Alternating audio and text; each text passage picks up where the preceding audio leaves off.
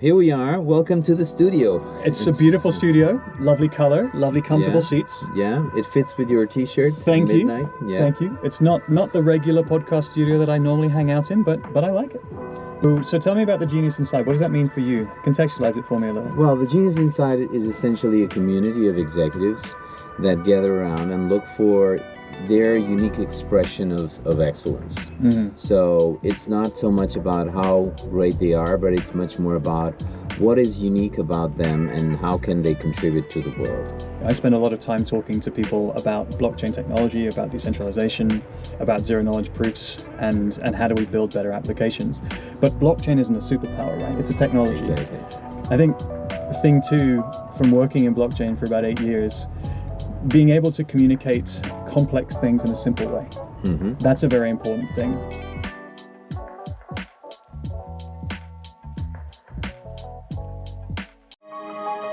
Lead with vision, inspire with innovation.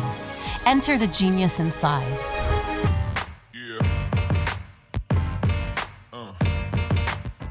So we'll be talking probably about your early career and a little bit of Hyperledger, a little bit of blockchain adoption or enterprise blockchain adoption, Mm-hmm. ZKs, we talked about this. Also a little bit about trends and maybe personal, a little bit about your personal life. Personal stories along the way? Yeah, that'd be happy great. to share. Yeah. And additionally some themes on the base of this concept of the Genius Inside, which is how do you maximize the best of you and how do you give that to the world as a gift? That's a big question. That's a big topic. Yeah. I'm excited. That'll be a good thing to share. Let's do it. Yeah, let's start by that one. Wow. So tell me about the Genius Inside. What does that mean for you? Contextualize it for me a little. Well, the Genius Inside is essentially a community of executives that gather around and look for their unique expression of excellence. Mm-hmm. So it's not so much about how great they are, but it's much more about what is unique about them and how can they contribute to the world. And what has that cumulative experience of career experience led into a specific competence, be it soft or hard, Mm-hmm. or a specific way to approach problems or way to approach new generations, Mm-hmm. new problems, different challenges, cultural challenges. So it's a little bit about how do I give my best gifts to the world. All right. That's really interesting. You got me thinking now about, what are my, when you go to these networking events, you get the stickers and you say, well, what's your name? What's your superpower? Mm-hmm. That kind of thing. I'm sort of thinking, well, if I was going to write that down, what would my superpower be? Because I know what my day job is. I spend a lot of time talking to people about blockchain technology, about decentralization, about zero-knowledge proofs, and how do we build better applications. But blockchain isn't a superpower, right? It's a technology. Exactly. Actually, when you deep down a little bit more into it, it's okay. Well, what is it that I'm actually good at? What have I accumulated as knowledge and experience? I've lived in I've traveled to 120 countries in my life. I now live in Portugal. I've chosen this place as the country I want to live in for as long as I can. I love it here.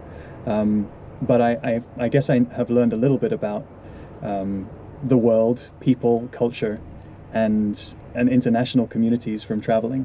I think traveling makes you a little bit more humble because you realize how big the world is, how different, how amazing other cultures and communities are, and maybe how shallow or how limited you are compared to all the other things you've experienced. So I think learning to adapt in an international community is probably one thing. I think the thing too, from working in blockchain for about 8 years, being able to communicate complex things in a simple way. Mm-hmm. That's a very important thing. I mean, you've spent a lot of time working and talking about blockchain as well, so it's relatable to you, but unfortunately, blockchain has had a marketing problem since day one. From a vocabulary perspective, some people call it crypto, some people call it blockchain, some people call it Web3. We've used titles like smart contracts, ledgers, things that everyday humans, they don't relate to those particular concepts. It doesn't mean anything to them. If you say, I work in crypto, somebody might jump in and say, oh, you sell coins. You trade, that's Bitcoin, isn't it? Well, actually, I work on infrastructure. And say, okay, well, what's infrastructure? It's a bit like the cloud. And again, you've already lost people because it's like, don't tell me how it works. Don't tell me what it does. Tell me the problems it solves. Tell me the ways that we can use the technology for something I can relate to every day. Not necessarily like I'm 5, but don't explain it to me by how it works. And I think, that's maybe superpower number 2. And I think the other thing that is super important that most people don't realize is the importance of giving feedback to others, in terms of immediately sharing how are you doing, coaching other people in the moment. I was very lucky. My first company that I ever worked for was founded by Michael Porter. It was founded also by a group of academics out of Harvard. And every day it was drilled into you that it's important to share with people you're working with, how are you doing? How are they doing? How are you feeling? What can we do better? And I think in the remote working culture, when we spend so much time on Slack or on email, we don't spend as much time with our colleagues to share actually coaching, development, giving feedback to people. And I want to say that's something that I don't want that to be lost along the remote working, global working way, because I think that's how we get better a little bit every day, is by receiving feedback or being open to receiving feedback from others. Yeah. On that, and continuing on what we consider, the traits, the unique traits of someone. What was the moment, or do you recall of a moment where you received amazing feedback, or that you witnessed somebody receiving amazing feedback, even if it was hard feedback, but it transformed the person? I remember one day, and it was maybe less the feedback I received, but the way in which I received it.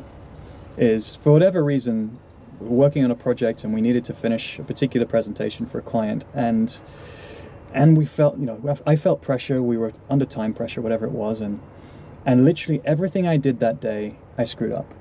Every chart, every graph, every line, every reference, every piece of feedback I received, I went back and I got it wrong. I spelled it wrong, I framed it wrong. I missed something, I marked it up. And I must have gone back to my boss 5 times, 6 times that day. And every time he looked through what I said, he said, thank you. He looked it through, marked up where I'd continued to make mistakes, said, okay, Anthony, thank you. Please go fix these, come back to me. In a calm, relaxed way. He was under pressure, the whole team was under pressure, but in that moment, even though I was continuing to screw things up, he remained calm, he gave me feedback, and he let me go away with it. And I was dying inside at this point. I was like, I'm getting fired, this is useless, I'm terrible. And at the end of the day, when everything was done and dusted, he said, look, today wasn't your best day. These things happen. There's no point in me yelling at you, there's no point in me getting angry. That doesn't make the boat go faster, that doesn't help us to get to where we need to get to. It's important that we work together, and I don't want you to have a day like this again tomorrow, but just forget it, start again tomorrow. Yeah, that's a great lesson, and it's very well said. It's really hard to apply it, especially when you're under pressure. For sure. And before we dig deep into the blockchain themes, because this is an interesting theme for me, at least. Where do you, I know, and usually going to places, especially nature, being with animals and children, and it resets your levels of stress. But in some cases, resetting stress is in itself a challenge, because you have a very long agenda, the days are long, and at the end of the day, you start losing that Zen moment. Yep. Right? Do you do any practice that you'd say, this is very helpful for me? Sure, that's a good question. So I've always been quite active. I like to be out and about. I enjoy sport. Living in Portugal, we're very lucky. We live near beaches. It's easy to surf nearby. So when I can, I try to get out into the ocean. The nice thing about surfing is, even if you're not actually doing the surfing, you're sat in the water, you're connected with nature, you're connected with the energy of the sea, you've got the waves bumping you up and down. It's quite meditative. Yes. I'm not a person who meditates personally. I haven't found that practice yet. But I find my way of stress relief is through movement. So whether it's just going out in the morning and swimming, just doing something to start the day, that's my routine, because I know by the time I get to, I take my kids to school, then I have a work day, then we have dinner time, bedtime, and whatever happens after that. If you're waiting till 10 o'clock at night to have your relaxation or your rest or your recovery, chances are it's going to be too late, you're going to be too tired, you'll start skipping it. So for me, making the first thing you do in the morning whatever your meditation is. For me, it's often swimming or occasionally surfing. For other people, it might be stretching, flexibility, breath work, taking a cacao into the garden, breathing, looking up at the sky, and just being in silence without your devices. There's a whole bunch of different ways, but for me, movement is a big part of it. I'm picking up and I'm mixing this with, I'm picking up your kids' theme and mixing this with blockchain. What was the best description of blockchain to your kids? That's a really interesting one. I don't think I've ever taken the time to explain what blockchain is to them, but they know that I work with technology that makes better applications. So they know there are applications on the phone, and they ask me sometimes, Daddy, does this application have blockchain? Does this have blockchain behind it? Does this use blockchain? And they understand it's a concept that powers technology, or it's a technology that powers other things. That's about as far as we've got so far, because my kids are 9 and 7, and so I haven't got into the concept of voting, inflation, cross-border payments, single sources of truth. Privacy, exactly. I don't necessarily want to open those boxes by presenting the world's problems to them as a way that, okay, well, here's the problems that technology solves. We have applications that we use every day to, communicate with others, to identify locations, to have parcels sent to us. These are things that we use every day, but I think the decentralized web has a requirement for solving some of the world's problems that are maybe a little bit more sensitive and maybe a little bit less child-friendly for now. So we just talk about technology and apps for now. Okay.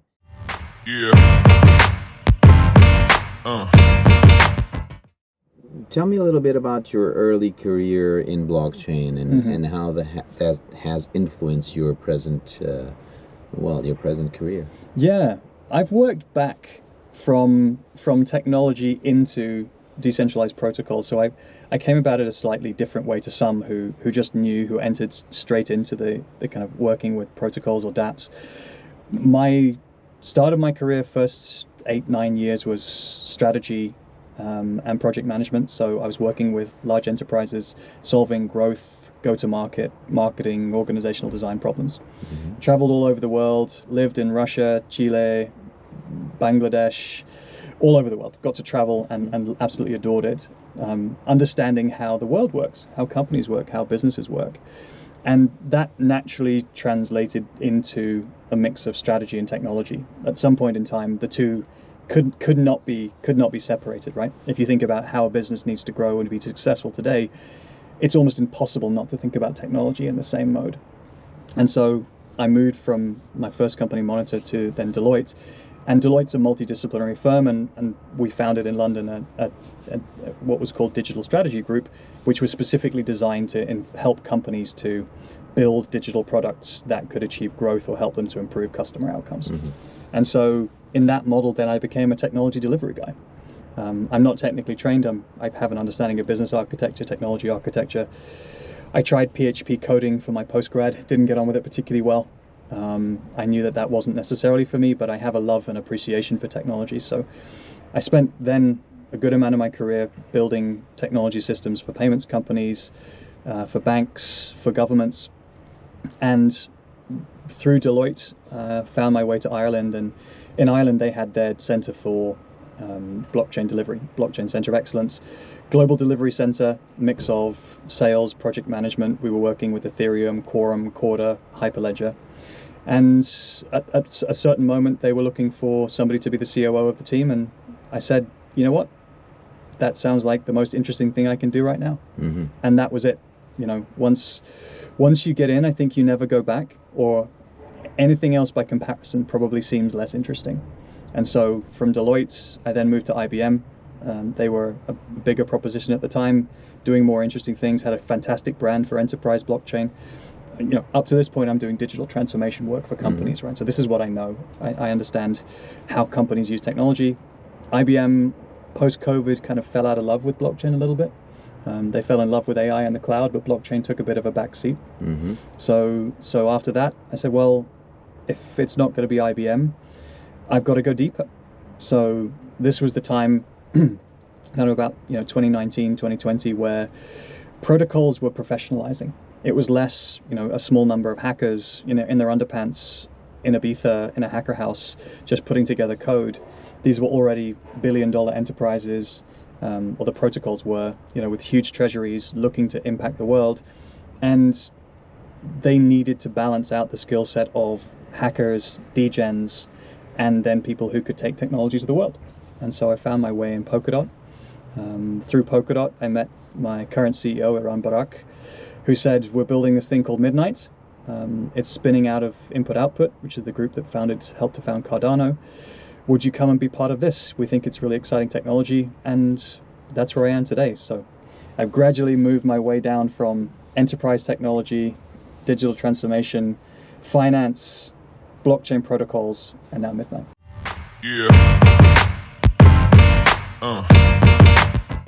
Yeah, I've always had this. Back in 2020, we also worked on Polkadot and Cosmos for interoperability. Do you think that the interoperability challenge is being sufficiently addressed, or you think there's still a long way to go on bridging and connecting blockchains? I think now it is. I think we're at that time. I think in when they saw the emergence of Polkadot and Cosmos, they were talking about app chains having interoperability between them, and to some extent then those app chains maybe having EVM functionality, so you had a way to bridge out. I think we've got any number of bridges and bridge providers now. The kind of concept of bridging technology is fairly mature. Different levels of security across different ones, so it's still not necessarily the best user experience. It's not necessarily the most secure experience. We're seeing ZK bridging and trustless bridging come in now, which is sufficient, honestly speaking. And the nice thing now is we're seeing, for some reason, protocols being a little bit more collaborative. We went through the we're all going to make it to screw you, you're not going to make it, to we're all going to make it again period now. So I feel like the tide has shifted a little bit. Yeah, I totally agree. I think we're probably on the fourth cultural generation of blockchain adoption. So it's taking in more and more non-native blockchain executives and professionals. And for that, what would be your best description of blockchain, not blockchain, of zero knowledge proofs for someone that doesn't really want, he just wants to solve a business problem, or just wants to check out if there are some solutions out there in the case for privacy? So the simplest way to describe it is to send proofs of data, not the data itself. I don't want to go into the details of how zero knowledge cryptography works, how proving systems work, how zero knowledge circuits work, because those under the hood are concepts that are complicated. They're not easy things to build. But if you think about the idea of never sending sensitive data to a third party ever again, and being able to computationally prove something that is true, or something you have, or some data you own on your system, that sensitive data never leaves your system. It's completely controlled and managed by you. And you can interact with peers, third parties, other organizations, just by sending proofs of that data. I think that radically can change people's perspectives of, well, that would be a very different way of managing apps. Well, what would the other third party have to do in terms of validating my data? Well, that can be validated on chain through a smart contract. Well, where do they hold my data? Well, they don't. So they don't have the burden of governance. They don't have as much sensitive data to manage. The risk of hacks is dramatically reduced because you're not holding a honeypot of sensitive data, right? How many days in the last month, 2 months, 3 months have you sent a photocopy of your driver's license, a copy of your passport, your address and date of birth details over the internet willingly to a third party you don't know? We've normalized that stuff today. Yeah. And unfortunately, it's a very expensive thing. It's a very risky thing. It's a very sensitive thing for a lot of people. And we can do better. That's the ZK story. Yeah. And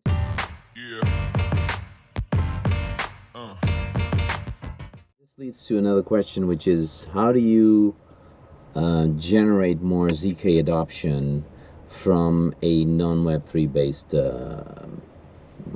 paradigm? In the sense, how do you get executives to use more ZK and to just increase adoption? So I think you've got to let people be aware of the issues, and then, as with all digital transformations, there has to be a business case. right? This should be music to your ears, but this is something that blockchain doesn't have a right to adoption, right? Because it exists, it mustn't be used because it's there, right? All technology has a business case. It has teams that implement it. It has software as a service, infrastructure as a service that sits underneath. People are composing their systems based on what suits them, what they need, and ultimately what's easy. And so a big part of why we've struggled with some blockchain adoption in certain quarters is because the technology isn't always easy to implement. We have blockchain as a service type solutions now, like Kaleido, Fireblocks, many others that have made it easier. And so we've solved some of that problem.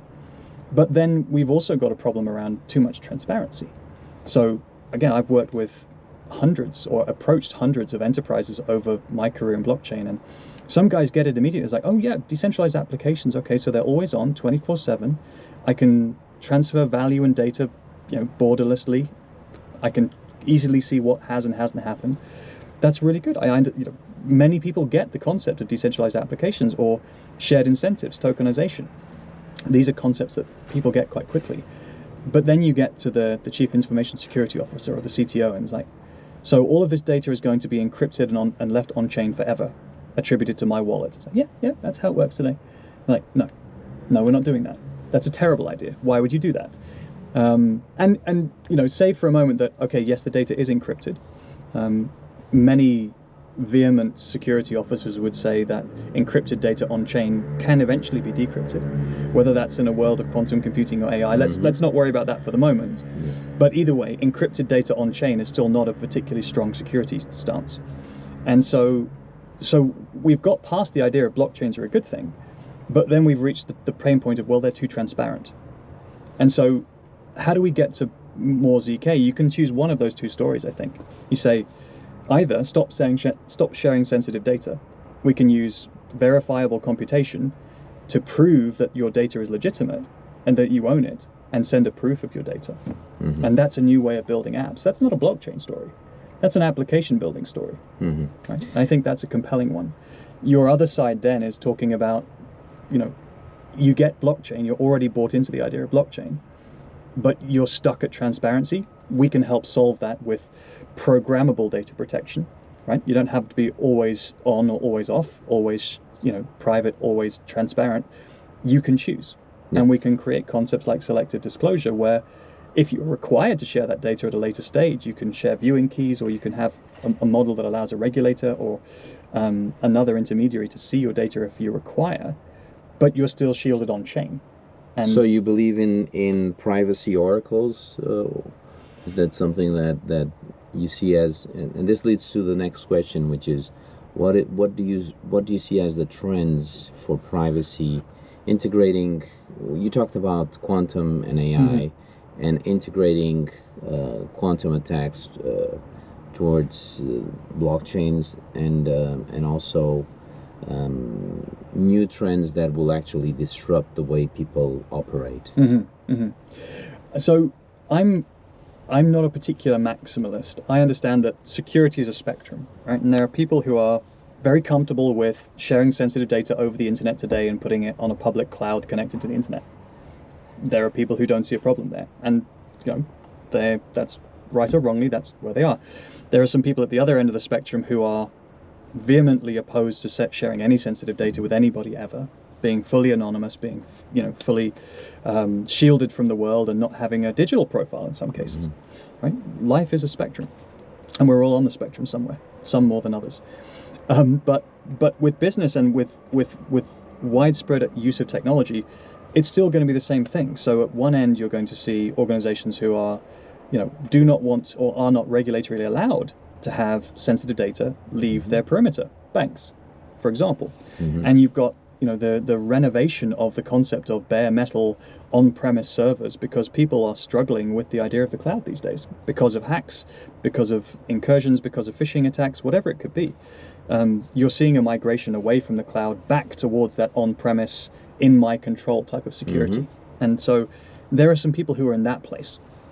There are some people who are on no, we like blockchains, we're happy to use decentralized applications on Ethereum. You've got metaverses, fashion houses, all sorts of companies out there who are minting NFTs, and those are available on a blockchain network that are fully transparent.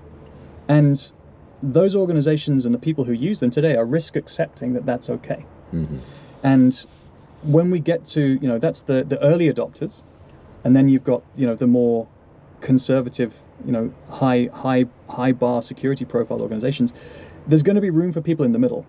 And so you're going to see technology like zero knowledge proofs that Midnight provides, where you will be able to do the on-prem, client-side, everything protected, no sensitive data leaves your system. Mm-hmm. And there's going to be plenty of use cases for that. You're going to see people who are maybe prepared to shard some of the data and use multi-party computation, or maybe trusted hardware. Trusted execution environments is another model where you send the data to a piece of, a hardware enclave, the computation happens in the enclave, and then the results are sent back. And people are comfortable with that model. Although trusted hardware sometimes isn't always trusted, having to trust in the hardware already is a lowering of your security profile. Mm-hmm. But there'll be people who'll be happy there. And so what we have to do is make it easy for people to use these composable data protection and security features in the way they want to consume it. Mm-hmm. And so you'll see every spectrum represented in terms of applications that we see today. But I think one of the killer use cases for blockchain is going to be providing that programmable privacy, the computational certification verification, and the ability to have that run in a trustless environment. So you can have joint venture agreements, you can have supply chain data, you can have autonomous agents interacting with each other, you can have peer-to-peer decentralized physical infrastructure networks that are interacting and sharing value and data with each other in a trusted way, or in a way that you can trust in the data because it's transparent, it's open source, but in a way that no sensitive data is ever put on chain. If we're going to have widespread adoption of decentralized apps, it has to be trusted, it has to be secure, it has to be protecting of privacy and sensitive data. And that's what I think, like you said, the fourth generation, that's what I think is the final horizon for decentralized apps. Great.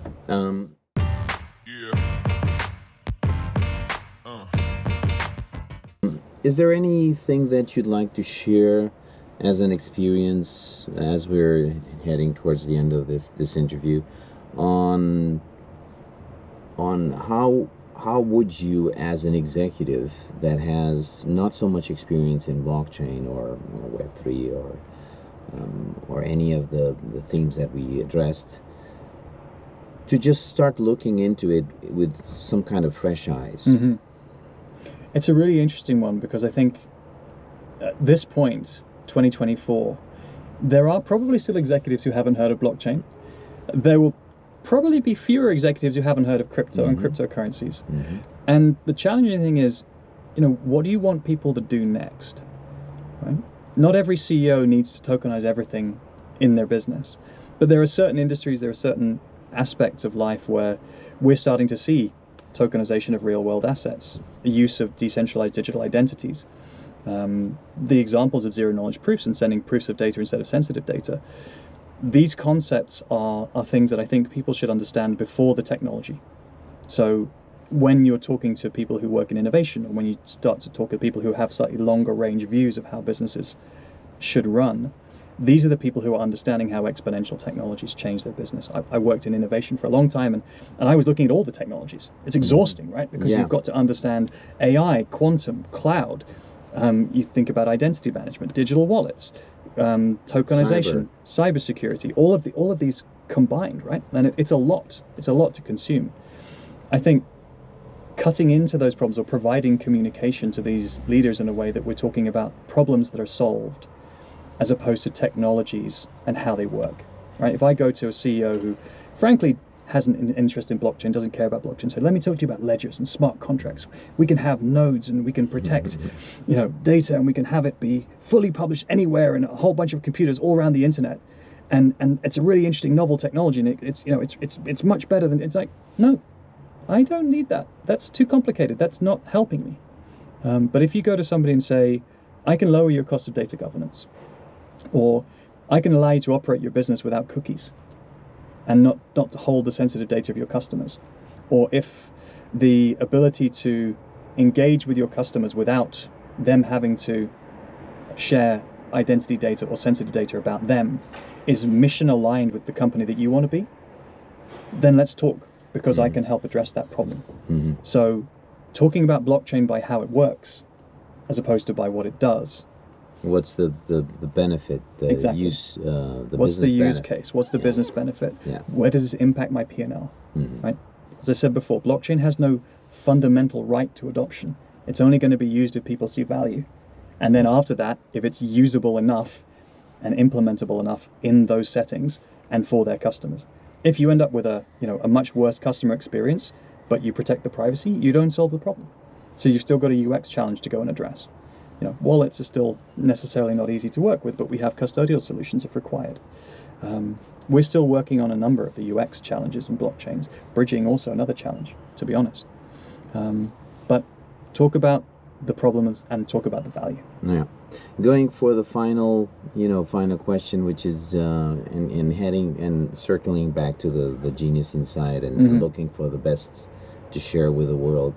Where would you see yourself? Because definitely 10 years ago, you would probably would have no idea that you'd be doing, well, definitely not sitting here in a classic car having an interview, but definitely not doing ZK or doing blockchain applied solutions. Let's put it this way.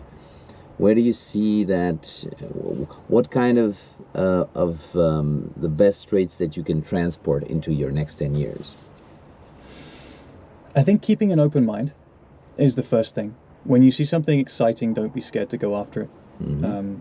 Careers are long, right? We work for 40 years. Some people work for 50 years in their life.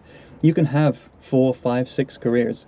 It's interesting when you look at people with Web3 CVs, oftentimes they don't spend more than 6 to 12 months in a company, which 20 years ago would have been a huge red flag. Whereas actually these companies are very transient, they come and go, cycles move. When you work in emerging technology, the cycles are different. Yes. And so being open to having different careers and not worrying about how that affects the perception of you in the world. If you're excited by it and if you enjoy it, you probably won't feel like work. It'll feel like learning. Yeah. And so thing one is make the move for that. Thing two, I think be patient. Change takes time, right? Crypto markets teach us one thing. We can make huge swings in prices and value in a day, but digital transformation takes time. And so if you're really serious about changing something in the world and you're not just looking for the next pump or for a quick raise and a sell, it's going to take 5 years for a technology to bed in properly. Yeah. We're 10 years into the blockchain journey, plus Ethereum enterprise version 2015, 2014 maybe. So we're only 10 years into Ethereum really being a version of the decentralized internet that people can use. And that's really even still not the final form. So we may still be another 10 years yet before we see that adoption. Are you prepared to wait that long? Yeah. And then thing three is don't be satisfied with being unsatisfied. If you're working a job and you're excited to do something and what you're in the moment isn't right for you or doesn't feel right for you, get out. It's not going to get better. Yeah. There are many other jobs, many other opportunities. The remote working culture, particularly in Web3, gives you opportunities to work anywhere, anytime. Ask me 10 years ago, would I be living in Portugal? Hell no, I wouldn't have predicted this. But I'm the best version of myself here because of the factors that I've said yes to.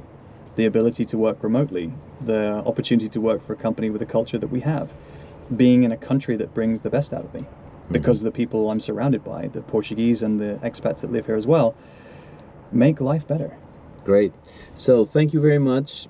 Stay flexible, stay humble, stay open to learning, and thank you for your interview and for your time. Thank you, Rui. Thank Obrigado. you. Obrigado. Great.